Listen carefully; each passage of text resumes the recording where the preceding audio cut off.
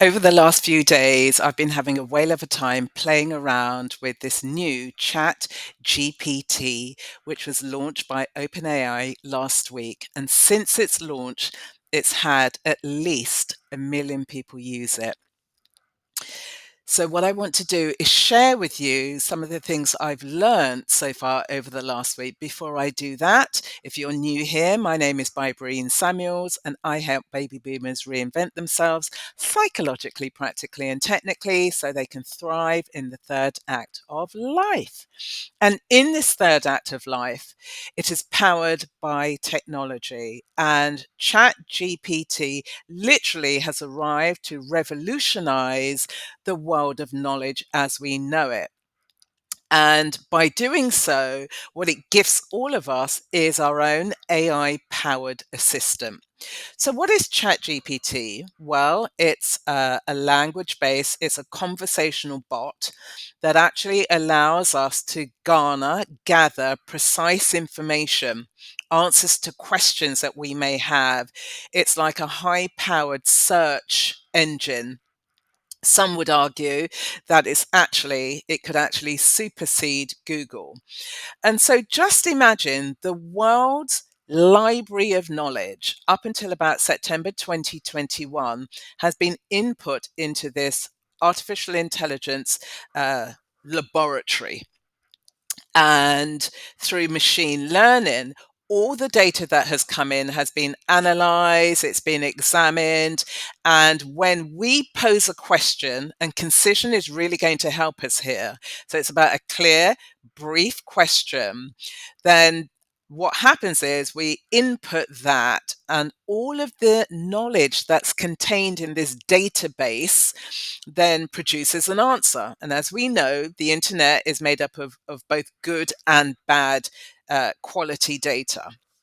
So, on the one hand, ChatGPT is very precise and nuanced and detailed, but you still need to have a level of cognizance around what it is that you're searching for. And so, therefore, you'll be able to pick out any anomalies if they exist. But essentially, it is an authoritative search tool that's going to revolutionize every area of the knowledge industry. So, just think of any subject um, by posing a question, clicking, and then literally moments later you get this answer, a nuanced answer, a detailed answer. So it's going to revolutionize content creation and the generation of ideas. So it's going to disrupt, for example, the whole education system. What would be the point of parents sending their children to school or going to university or going to college? Because there's a point now that you could literally study everything and anything because this chat GPT is like your personal assistant. It also is disrupting the world of software engineers. And it takes me back to when I was retraining as a software engineer a few years ago when I was at a conference and mentioned I was in conversation with this man. And he said, "Oh, I used to be a software engineer. I gave it up about 10 years ago." He's a futurist. And he said, because in a matter of moments, software engineers, the world of software engineering is literally going to be made redundant. And I think the dawn of Chat GPT is the beginning of that. So one of the things I've been playing around with is code. And so I literally just posed a question around, could you write some code that has a PayPal link and a contact form for a website? I put that in, and literally the code came up, which can then be used for the input of any products. So you can design, web-based products. You can design mobile-based products. So it's going to maybe sit within the category of low code, no code, but it has an advantage because whatever code is generated, you own it. Where it has some limitation is that it's focused on the intellectual side of our worlds as opposed to the manual side of our worlds. And so therefore, if you use your hands, and so there's an element of dexterity in what it is that you do, then you can't apply this chat GPT to come up with particular answers to the queries that you have. But if you're a writer of any description, if you're an engineer, if you're a creator of any sorts, and so just pick any area, put in your question, and then you have an answer. So if you think about the world of law, a few years ago in China, they've already started trialing the sentencing AI assistant that assists, judges in terms of how sentences can be arrived at. So any type of kind of research facility that we have in our day-to-day lives, this is going to help enormously. So what does the future of work look like? So I remember a few years ago, the Organization for Economic Development was, imploring all of us maybe about 20 years ago to get into digital transformation. And then, since then, there has been this talk of maybe launching a universal basic income, because the more that automation shows up in our world of work means that we become redundant. But in that redundancy, it then frees us up to explore and experiment with our creativity. And I think, the birth of Chat GPT, along with DALI 2, which is part of the portfolio that has been created by Open AI, is just going to liberate so many of us.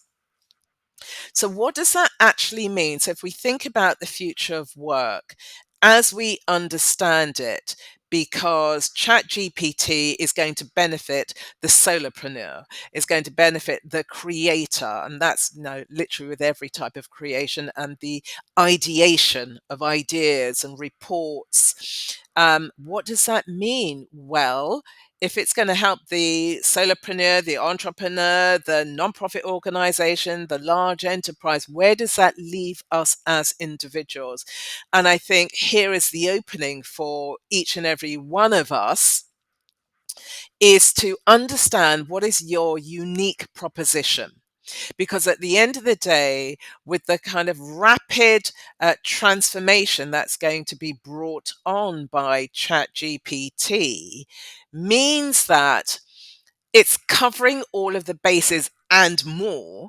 So, what does that mean for us as individuals? Well, this is about value proposition. What makes you unique? What is your unique fingerprint that is going to be able to put out into the world? Because on the basis of how quickly this technology is taking over, you could become redundant. But if you're open, if you're willing to step into this world of change, because, the train has already left the station. So if you are hoping of, remaining as you are, you can't afford to do that. The world of work and our world is being transformed by these, new technologies that's driven by artificial intelligence, machine learning, the interpretation of data. And one of the powers of Chat GPT is that there's a reinforcement element to it, meaning the data that has been input, once it's been input, and then we pose our questions and it comes up with answers, and then it continues to refine itself. And that's one of the exciting things about artificial intelligence.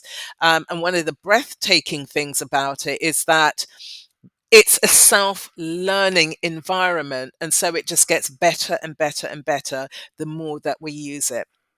So it's time to jump in, to dive in, to explore how you can use this technology to improve who you are, to take your ideas, work with your ideas, and then bring them to the world. So if you're a writer, for example, of any type of writer, I wrote a TV pilot. I'm thinking immediately about, I can use this Chat GPT to begin to refine some of the areas. So I'm ready for the London Screenwriters Festival next year when I can pitch. But just get creative around your ideas, and you'll be amazed at what Chat GPT has on offer. So that's it. Any comments you have, put them in the comments box below, and I will see you on the next episode. Bye.